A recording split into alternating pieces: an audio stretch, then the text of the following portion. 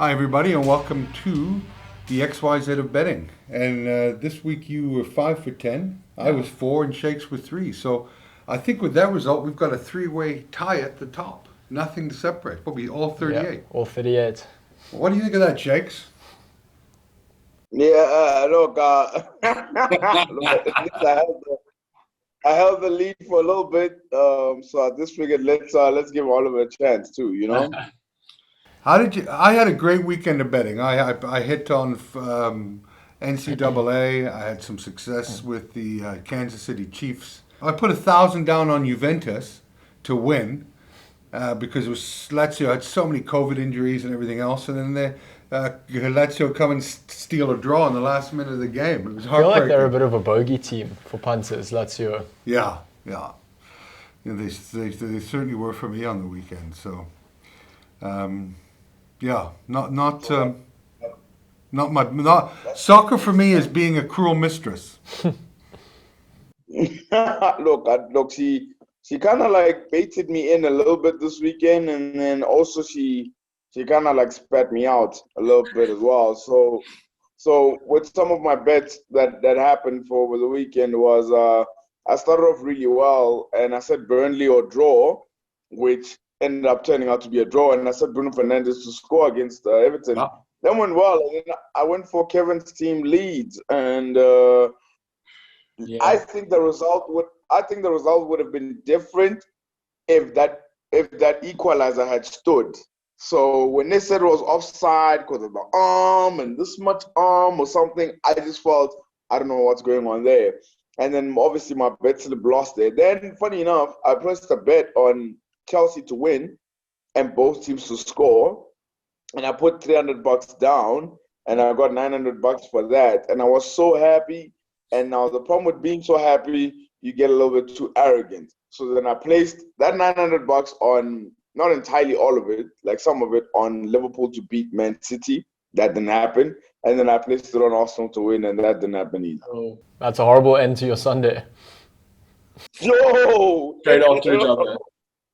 The worst. Sorry about that, Oliver. I'm saying like the worst feeling is choosing not to watch Arsenal because you had a feeling that everything was going to go well. So I didn't watch it for detail. I had to go and meet up with my siblings. But to come back from my siblings and then to see they're 3-0, I was like, what happened? And then I rewatched the game and I was like, Arsenal were lucky it wasn't 5. Yeah, I mean, that was painful for me because I had, after going 800 Rand up from the rugby on Saturday, I was sort of placing like little 50 Rands here and there on a few like little accumulators, kind of winning back some, losing some, and was like, I was staying at around that 800 profit. But I had an accumulator over Saturday, Sunday on the Premier League, La Liga, and Serie A. 8 legs. 7 legs came off. Last game was Arsenal-Aston Villa. I could have cashed out 620 Rand on $50. But I was greedy. I left it in. Then Arsenal went 1-0 down in the first 43 seconds. Was ruled offside by the VAR. And instead of taking it as a sign to cash out, I took it as a sign that it was Arsenal's day and they would come back and win 2-1 or something. I had the same bet on for my girlfriend. I told her, wait for Arsenal to go 1-0 up, then we'll cash out. Then Arsenal was 2-0 down. She's still by the computer waiting, isn't she? Yeah, she's still waiting. Cash out locked. But look, I'm up about $400 in the end from my weekend, which I'm happy about. I'm clawing my way back up. But again, I think I'm going to set myself, not a precedent, but just set myself a rule now that it doesn't matter if Liverpool or Man City is playing Scunthorpe, as you like to say. If that's the last game, I'm cashing out. I don't care what the odds are on that last game. If I've won 7 of my 8 legs, I'm cutting my losses, even if it's at half the return. Well, you're not cutting your losses. You're taking your winnings. Taking my winnings, sorry. No, I must also mention, even my Friday, before everything started, it actually started off really well. So on Friday, I don't know if you guys know, there's these COSAFA women's championships that's going on. Oh, so that's like God. almost a tournament. Are you telling me you're betting on women's soccer? Just watch this. Watch this. You guys think just watch this. So it's the Southern Women's Regions where Zambia and Banyana is part of. which is the female football team, and Banyana always do well. So they won me a bet over on Friday when I said the result is going to be handicap Banyana -3. And they won it. They won 5-0. And I wanted to also tell you guys, they're playing today against Comoros. And I know the odds are going to be priced in very late. So they're probably going to be priced in 30 minutes before the game begins. But I'm telling you, -4 on Banyana to win, I guarantee you today. Well, it reminds me of my betting on women's curling in the Olympic Games. Such was my desperation to have a bet. But I'm going to follow that game, Shakes, with bated breath, because I have been known to bet on worse myself. So where do we? I sit with 17,500 in my account now. Up, what, 75%? Where are you guys? Look, I'm in the negative in terms of what I started with. I started my account on 13, got up to a quick 13.8 in I think the first week and a half, down to a low of 11.3, but I've clawed my way back up to 11.9 now. So slowly but surely getting back up there. Yeah. So look, luckily for me, I did not entirely use the $900. I just took some of it on this game, but I took a lot of it. There's no denying that. I took a lot of it. So currently my account sits. I made a profit over this weekend. Look, I made a profit over this weekend, and I'm sitting at 10,900. So it's not too bad. And I'm telling you, that Banyana game made by Friday. I'm telling you. Nice, Shakes. On the up. The odds were like, I think 2.16 or something. And I put like quite a bit on it. Okay. Well, congratulations on that. What do we make of the Premier League this year? I mean, when I look at, from 1st to 16th, it's separated by 8 points. You know, it's. I think this year is going to be the most competitive it's ever been because of all the things going on in the world, the schedule, the barrage of games that keep coming at these teams. I think there's any one of 6 to 8 teams that could win it this year in the Premier League. From a betting perspective, I think it's just nice to see in the last 2 weeks at least some sort of normality returning to results, in terms of score lines. I agree. Aston Villa 3, Arsenal 0. Arsenal 0. Yeah, the moment you get carried away with Arsenal. 4 leads 1. Yeah, look, I just think in terms of you're getting these huge blowouts and you're getting like sides that are usually bottom of the log knocking over top league sides in like the first 5-6 rounds. There's some sort of normality returning in that, your usual top 4, top 6 big guns are beating the sides that they should beat, Yeah. And I hope that trend kind of continues from a punting perspective. And what are we going to make of the 2 hottest teams in the Premier League right now, which are Tottenham and Southampton? Yeah, well, I don't know how much longer Southampton will be one of the hottest teams. I don't think they got the legs, but...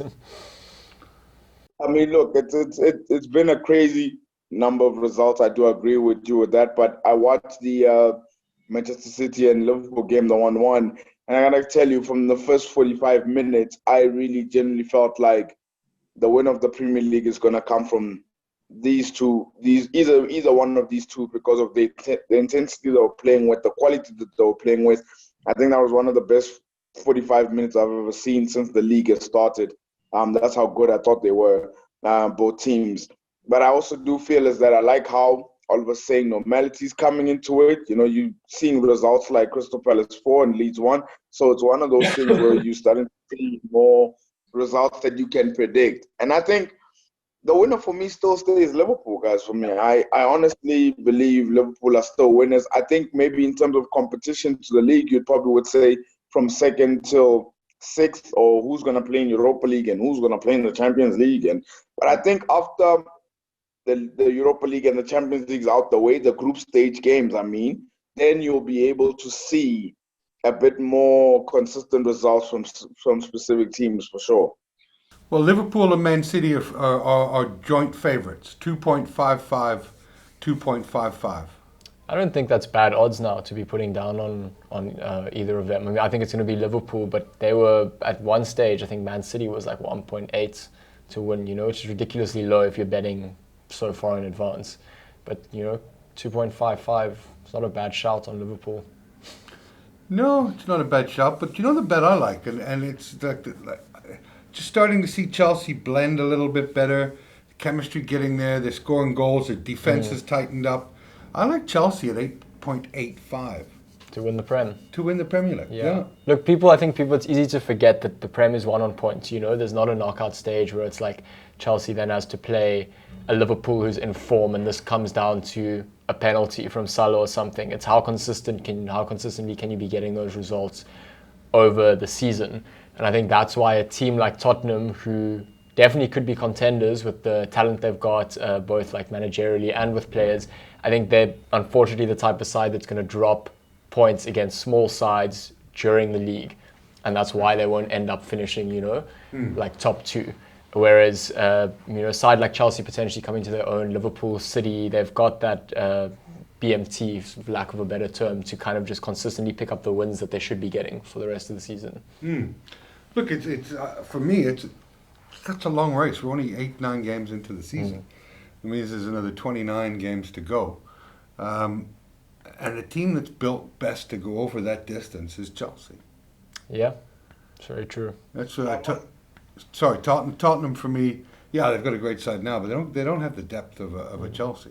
For me, with Tottenham too, it's going to be interesting to see how Gareth Bale settles, because I don't think he's settled yet. He came on and scored that header, but I think coming into that duo of Son and Kane, you're either going to slot in straight away and that front three is going to fire, or I think it's going to take some time to find your feet and where you fit in. And Gareth Bale's role also changed from the Gareth Bale that he was when he left Tottenham, a few years ago. So it's going to be interesting for me to see whether he fits in as a starting option, or whether there's going to be bench rotation there and whether he can be as effective as everyone's expecting. Because, in the it's only been 3 games now, but he's yet to have the impact that I think is kind of on his shoulders. I must say, while you guys were speaking in terms of the teams and Tottenham and still trying to gel, and actually I'm seeing a very good bet that I think for long-term basis wise, in terms of outrights on Betway, is to finish top 4. So Leicester City to finish top 4 are rated at 4.20. So 4.20, and I think they're very good odds that because they pulled out a result against Manchester City, against Arsenal. They're playing really well. The momentum is there. Even despite the injuries that they have, they just always seem to win. Even against Wolves, I mean, they got a penalty, which I felt was not a penalty, but that is not their fault. And they're winning games. They're winning in Europe. And I think top 4, to sneak in from like the back door, I think it's potential. But I mean, obviously last season they started well, and we'll have to see how they do till the rest of the season. But 4.20 is not bad, I feel. Yeah. Not bad at all, huh? I guess it does just come down to Leicester City without Jamie Vardy. Because all those results you're talking about are Vardy's come on, and he scored, or he started and he scored a penalty. I think he's scored 6 from 7 penalty attempts in the Premier League thus far. It's for most out of anyone. Yeah, and that's the other thing that I like is the race for the Golden Boot. You've got Calvert-Lewin, you've got Song, we've got Vardy, Salah, all on 8 goals. I've put down 200 Rand on Son to finish top scorer, and that returns 1.6. Placed that about 2 weeks ago. You can kiss that goodbye. And for some reason, also Patrick Bamford is getting goals as well, guys. Eh? I don't know for how much longer though, Shakes. Yeah, but I mean, he's got 7 in I don't know, he's got 7 in a space of 8-7 games or something, which is not too bad. And had it not been for VAR saying that his shoulder or his sleeve was far ahead, he could have had 8 goals too. But he's got 7 so far, which is not bad for him. Yeah, we've got Mo Salah at 4.7 in the top scorer on Betway. Harry Kane 4.85, Jamie Vardy 6.8, Calvert-Lewin 9.85, and Heung-min Son, 11.4, and Timo Werner, 11.7.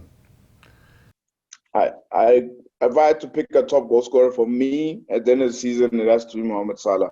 I think the reason why with him, it's obviously he takes the penalties for Liverpool, but also the fact that regardless of how he plays in a Liverpool game, somehow he walks off the pitch with either a goal or 2 goals or something. I don't know. Like, if you watch Mo Salah from the season, he hasn't been outstanding or like world class or anything like that, but he has 8 Premier League goals, and you're like, from where? Yeah, I know, and he almost won it last year and started slow, so he's off to a good start this year. Yeah, so I would go with him if I had to pick up top goal scorer for the end of the season. So this week we have international soccer, no Premier League soccer, unfortunately. Any interesting games coming up for you, Shakes? So I will be looking forward to our national team. They're playing this week. They're playing against Sao Tome in a qualifier. Who are they playing against? Sao Tome. That is an actual country, yeah. Okay, I'm geographically challenged, clearly. Yeah, no, they play against Sao Tome. I'm trying to see which day specifically is it going to be playing on, but they're playing against Sao Tome. Well, it's an AFCON qualifier, and I'm expecting Bafana to go riot and to get the wins and see how they can do. Why are you guys looking forward to anything? I'm going to decide I'm still on trying to Wednesday. locate Sao Tome. Oh, wow. Sao Tome, yes. So it's SAOTOME and principal or something like that. But it's Sao Tome and principal. Okay. Bafana 0, Sao Tome 1. It's going to be our luck.